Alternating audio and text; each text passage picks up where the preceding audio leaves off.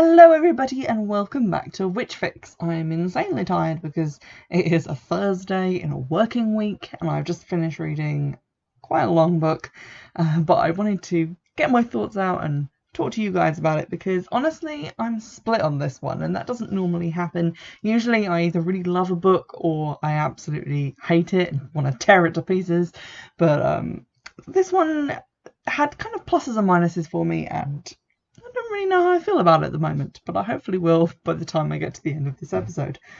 The book in question is Book of Shadows. A modern witch reveals the wisdom of witchcraft and the power of the goddess by Phyllis Curott or Curott.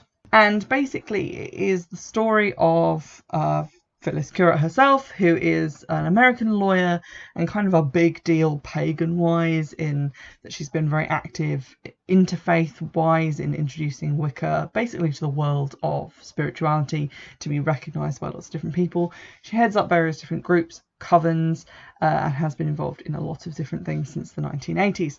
So this is basically her memoir, or her first memoir, because there is another memoir on her Goodreads page. She's written a few books about Wicca. There is Book of Shadows, which is the book I'm talking about. Also Witchcrafting, A Spiritual Guide to Making Magic, and The Love Spell, an erotic memoir of spiritual awakening. Wicca Made Easy, Awakening the Divine Magic Within You, which I don't know if those are two editions of the same book, but I don't know. Wicca, A Comprehensive Guide to the Old Religion in the Modern World. She's a contributor to that, I think, as writing the foreword. I picked this up not knowing a huge amount about Phyllis Curott per se, because obviously I'm not American, as I have to keep saying. So I'm not really that clued up on the pagan community. Also, I wasn't alive in the 1980s, so obviously a lot of that passed me by.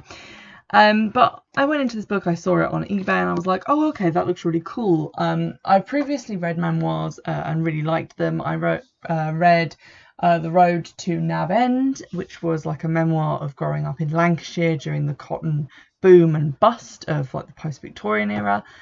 Fantastically written book, have reread it over and over again, and that is by William Woodruff. And then I've also read Tim Guest's memoir My Life in Orange, which is probably my second favourite memoir. It's about his experience growing up in the Sannyasin cult with his mum, and basically viewing the whole thing through the lens of a childhood memory, but also with this kind of wry twist of being an adult and obviously knowing a lot more about that situation than he did when he was in it. So those are like my two favourite memoirs. I've also read a lot of like fictional books that are like memoir style, so I like those quite a lot, but those are probably my two favourite, like real life, based on real life stories. That's kind of what I expected going into this, and I think that's maybe why I had such a hard time with it and didn't really enjoy it as much as I would have otherwise, because it's not really what I would consider to be a memoir, in that it doesn't really cover her life and it doesn't really progress in an order, like chronologically, or really focus on actual events. So the book itself is about 300 pages long, and which is pretty sizable, I have to say. And it's broken up into about 13 chapters, discounting the preface. And those are named things like The Dark Side of the Moon, Between the Worlds, The Guardian at the Gate, Enchantments, Drawing Down the Moon. Basically, in each chapter, the theme of the chapter is the title. So in the Drawing Down the Moon chapter, we see a drawing down the moon ceremony performed in the circle that the author is in, and there is some attempts made to relate it to what is happening in her personal life at that point in time, and then a lot of like her inner thoughts, her kind of inner monologue as she walks along outside, commenting on like the stars were bright, the moon was bright, the wind was lovely, the elements were out, and this kind of like Wicca, airy fairy, walking around, looking at everything through new spiritual eyes kind of thing. Which, I know I'm being quite flippant, that is quite interesting. You can do a lot with that in terms of writing a book, but it's hard to read 300 pages of that, is what I'm saying. because it's not really grounding back into anything real that can give the story, and by that I mean like the overarching plot of the time frame snapshotted into this book, to give it like a framework, to give your brain something to cling on to as you're working your way through. You can't really get amped up and want to get through a book of events that isn't like purely non-fiction without having some vested interest in the life of the person the book is about. And there really wasn't enough of her life in there for me to really get a real sense of her or to really care about what was happening. So that's kind of where the book fell down for me, in that it wasn't really like a traditional memoir, and that a lot of it focused back onto this ineffable circle experience, which, I mean, I've done rituals and things like that, but if I were to write down what it felt like and the things that I visualized, other people would probably find that intensely dull. It's like hearing about someone else's dreams. It was probably very exciting for you when it happened, but to me it's not something that you can accurately relate, because it was a spiritual experience that happened on a different like plane of existence.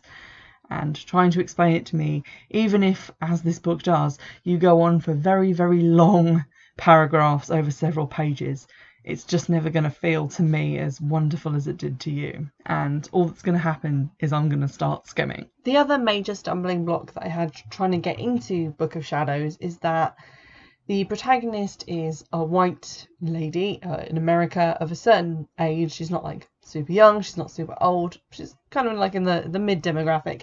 She's also a lawyer. Money isn't really an issue for her. She just goes out and buys whatever she wants in several chapters. So because there was no real hardship in her life, it kind of made it hard to sympathise with her on a lot of occasions, because I think memoirs usually are talking about things that you've overcome or things that happened to you that were difficult, and that's usually why people write them.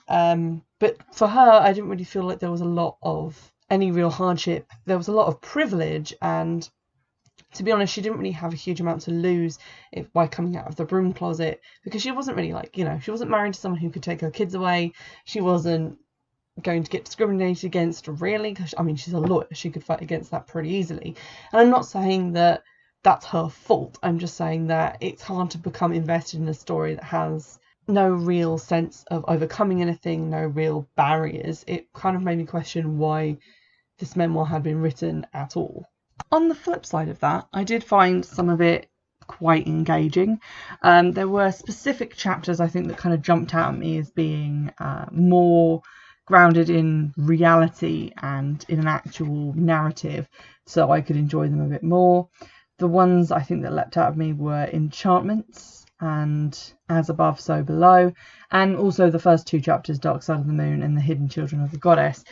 What I liked about Enchantments was, if it is the chapter that I'm thinking of, which I think it is, it was about performing a spell for someone who had very specific issues. I'm going to give a trigger warning at this point, because there's a lot of discussion in the book of sexual harassment, sexual assault, and also like domestic violence. So go into that forewarned. But there is a lady described in the book who is a member of the author's circle, and she's having trouble being stalked by a violent ex, and they get together and they do a spell for him, and it's really atmospheric because we know about the two people who are involved in it, we know why they're doing the spell, and the spell is more grounded in reality because of that. It's not just like a vision quest type experience. It's actually something that we expect to have a tangible result and that will have a bearing on these people's lives afterwards. I think maybe that's why I got more invested in that chapter.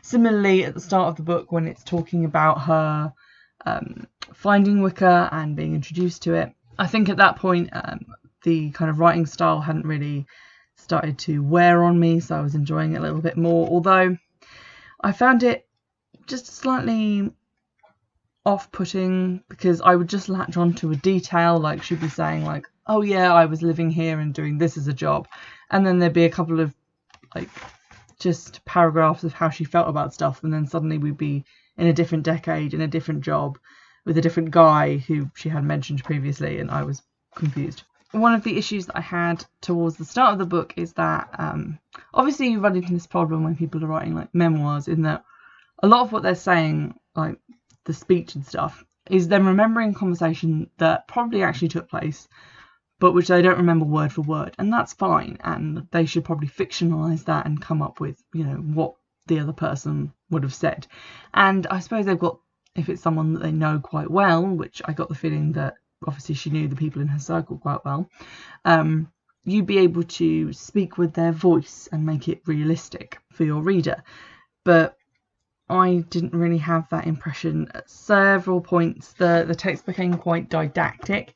It wasn't like a conversation between people, it was like a conversation between two sock puppets who were being held up at like a children's assembly to teach us about the witch trials, in that they would be talking to each other like, "Oh, hey, Betty, remember the witch trials? Those are really bad. Here are some facts about the witch trials." And then Betty kind of nods her little sock head and goes, "That's really interesting. Tell me more, please, Edward." And again, I'm being a little bit flippant, but it felt very much like it was very unrealistic. And I'm just going to read you a section just to illustrate that sock puppety point. So what exactly is this witch thing? Sophia dropped into the sagging couch at the front of her studio, and a cloud of dust lifted into the air. "First of all," she said, "before I can tell you what it is, I have to explain what it isn't. It has nothing to do with Satanism. That was a completely false accusation made by the church in an attempt to suppress the old religion. They called it Satanism and then justified their use of torture and violence to do away with the competition." I nodded. I was all too familiar with the practice and consequences of the witch hunts. "Go on." "The word witch comes from an old Anglo-Saxon word, Wicca." She pronounced the word just as she said the word witch. Well, I guess it would be Witcher? Adding a soft A to the end of it. It meant a wise one, a seer, a shaman, and it may also reflect an old Nordic word, Vitka, which meant a singer of sacred songs. The old religion is a lot like Native American spirituality. It's the indigenous earth religion of Europe. There's a goddess as well as a god, and everything that exists in nature is experienced as sacred as part of the goddess and the god. There are also remnants of the mystery schools of ancient Greece and Egypt in Wiccan cosmology. "Mystery schools?" I asked, my attention caught by her mention of goddesses and Egypt. I thought of Isis, my dream keeper. "Yes, they were the dominant religious traditions for several thousand years throughout Greece and the rest of the Fertile Crescent. The mystery schools centered on the worship of the great goddess. Their primary mythos was the story of the goddess's descent into the underworld and her divine gifts of restoring life to the world." I guess you can kind of see from that extract what I mean, in the sense that it doesn't sound like two people having a conversation. It sounds like the author giving forth a lot of information in what you hear in creative writing is called an info dump, where you're just basically given a ton of information, but it's not like drip fed to you in any kind of realistic finding it out for yourself kind of way. It's just set down in front of you in a solid block and you just have to kind of deal with it. So that was a feature of the book that I didn't particularly care for, and which became quickly quite wearing. But to be honest, at later stages in the book, by that I mean like after the first 2 chapters, there isn't a huge amount of dialogue. It's mostly just the author thinking about stuff. So I came to kind of miss the dialogue, because it at least gave me the sense that I was reading like a book about an experience as opposed to a book about thinking about an experience. Now, there were some actually good points in the book that I don't want to like tread all over just because I found the delivery of it quite weird and strange and hard to get on with. So on page 57, there's something about the goddess which I thought was really interesting. "I might not believe in a goddess, but I could not help but appreciate the feelings of sisterhood we were nurturing. I remembered Jeanette's observation that the goddess wasn't something you believed in, but rather was something you experienced. This was a place where women could be fully and freely themselves, and there was nowhere else like it, not the junior league, nor the gym, not even a girls' night out." And I like the idea that thing of being like the goddess isn't something you believe in. Like, that's kind of a theme throughout the book, is that the women in her circle aren't there because they've chosen to follow Wicca and they've chosen to believe in a goddess. They have experienced the goddess and they are looking for answers, and they're looking for a religion that speaks to them on the grounds of the deity that they've already experienced for themselves. And I thought that was really, really quite lovely and cool, and there are many moments like that sprinkled throughout the book, which I may have missed some of because I was skimming, but a lot of them were quite good, and it was nice to read some of the small paragraphs. I just feel like there could have been less of them.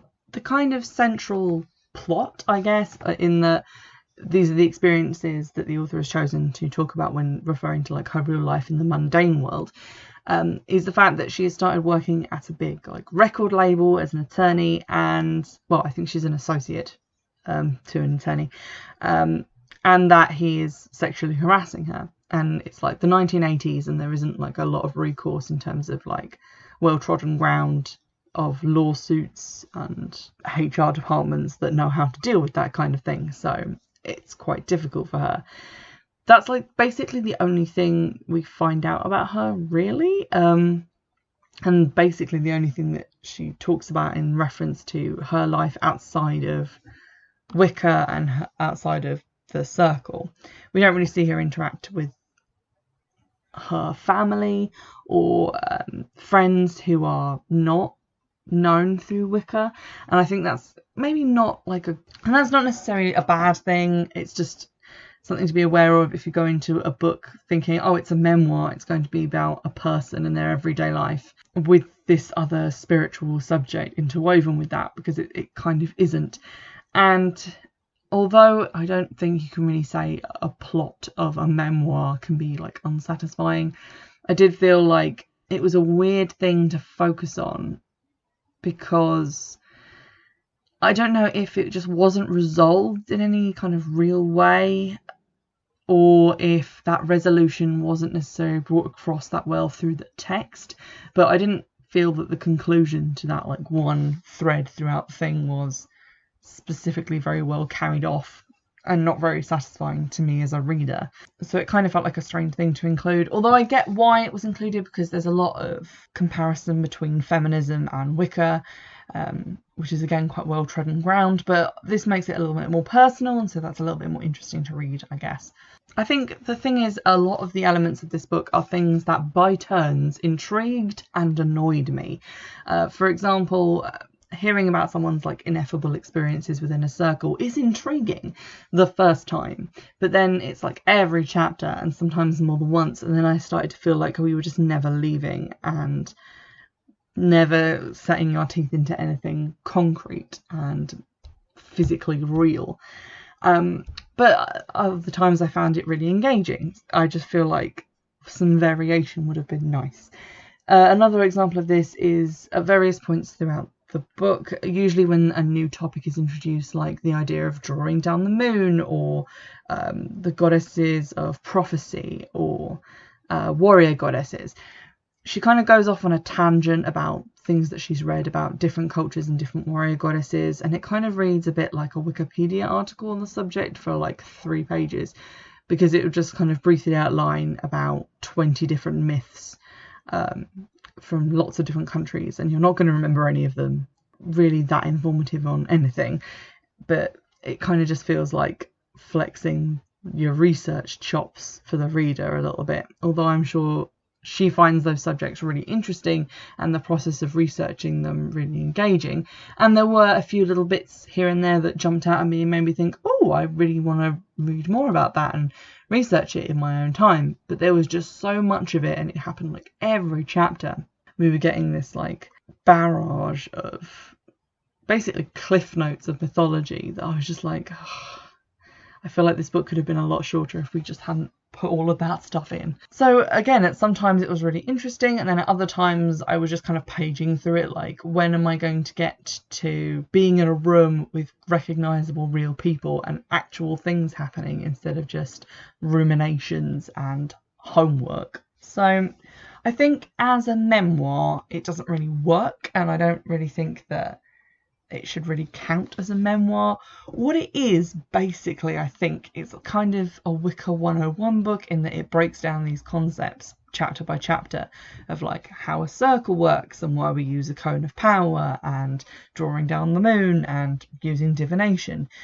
But then for each chapter it kind of frames it in a mundane setting, saying like, oh, well, we did this banishing because we just learned how to do spells that are banishing, and we did it because this lady was being stalked, and I did this research on warrior goddesses, so I decided to change my clothes to wear to work so I'd feel like a warrior putting on their armour so that I could face my horrible boss. And then it kind of frames them in that way, but there isn't like a huge amount of that. It's mostly just like research and non-fiction stuff. And in that regard, I can kind of see it working. It's just that I picked it up and was like, oh, it's a memoir. It's got a picture of the author on the front. She's going to tell me about her life story and about Wicca, and it'll be lovely and it will feel like friendly and inclusive. And it didn't really feel like any of those things, but it did feel like something that you might study if you were doing comparative religion at university. So all of that is kind of my roundabout way of saying I do recommend it. I don't recommend it as a memoir, or if you're interested in reading about someone leading a Wiccan life day to day, which is sort of the reasons that I bought it. But I would recommend it if you're interested in a look at what it was like to be Wiccan in the 1980s, a look at what it is like to get involved with a coven, because I feel like it broke that down pretty realistically. And although I'm not like in a coven myself, I definitely thought that based on what I'd read in other books, this seemed to be quite accurate. And generally just a kind of read about one woman's journey that is very particular to her about Wicca, and then you might get some things from it that relate to you as well. One of the criticisms that I saw online, and to be honest there weren't that many because on Goodreads it has like a really good rating and a lot of people got a lot from it. One of the criticisms though that I saw repeated in a few places was that it kind of backs up this idea that Wiccans are all like love and light and peace and kindness, and no one should ever do magic because magic is dangerous and bad, and we should all just link hands and sing Kumbaya until the sun goes down, and then we should hug and roast marshmallows, which is kind of a valid look. I think a lot of things is that like Wicca had to work really hard, especially like at the time that this book is about, to make itself really not affiliated with Satanism. A lot of it was like coming out and going like, oh, we don't actually worship Satan, guys, we're lovely, we don't harm anyone, we just do healing magic and it's all lovely, and we wear flowing dresses and crystals and we're all lovely people. And a lot of what they do in the book is like meditations and cleansing baths, and none of it is sort of speaks to like the kind of more modern take on what it means to be a witch. And I feel like maybe that's because she was just starting her year in a day of study, so it doesn't really reflect like what it actually means to go out there and be a witch. A lot of it is like the basic stuff, the kind of learning how to do visualizations and things. But then a lot of her like personal ruminations also kind of come under that heading of peace and light and it harm none, just all the time, forever. So I guess if that's already your opinion of what Wiccans are like, it's not really going to change your mind. But if you have experienced Wicca and have practiced it, I mean I have, then you're going to understand sort of where it's coming from and where that place in her life is, I guess, and where she's at in the process of accepting Wicca and becoming part of that movement. Because I feel like that's how we all started out, and how all Wiccans kind of start out before you kind of reach a more balanced point, because you kind of go whole hog into it because it's new and exciting, and then you kind of dial it back a little bit and you're like actually less whole hog on the peace and light stuff, because occasionally, you know what, you do have to defend yourself and things of that nature, and you can't just trust in everyone to be wonderful and lovely all the time. So definitely give this book a look. I'm not sure you can buy it like new, but definitely look up to see if you can get secondhand copies online. I probably won't be keeping hold of mine because it doesn't seem like something that I'm going to necessarily read again for pleasure. But it was definitely very interesting to read, and I'm going to keep an eye out for more of her books because I feel like she'd be a really good non-fiction author, and it was just the fact that although obviously a memoir isn't fiction, it has to kind of read in that novelized way and not just be facts. So I feel like she might be a better non-fiction writer, so I'm going to check some of those out. I hope you've enjoyed this episode. Do let me know what you thought, if you plan to buy the book. If you've read other books by this author, I'd be very interested to hear from you. You can get in touch on Twitter, which is @Witchfix, or you can get in touch via email, which is witchfixpodcast@gmail.com. In the meantime, I'll see you in the next one. Bye!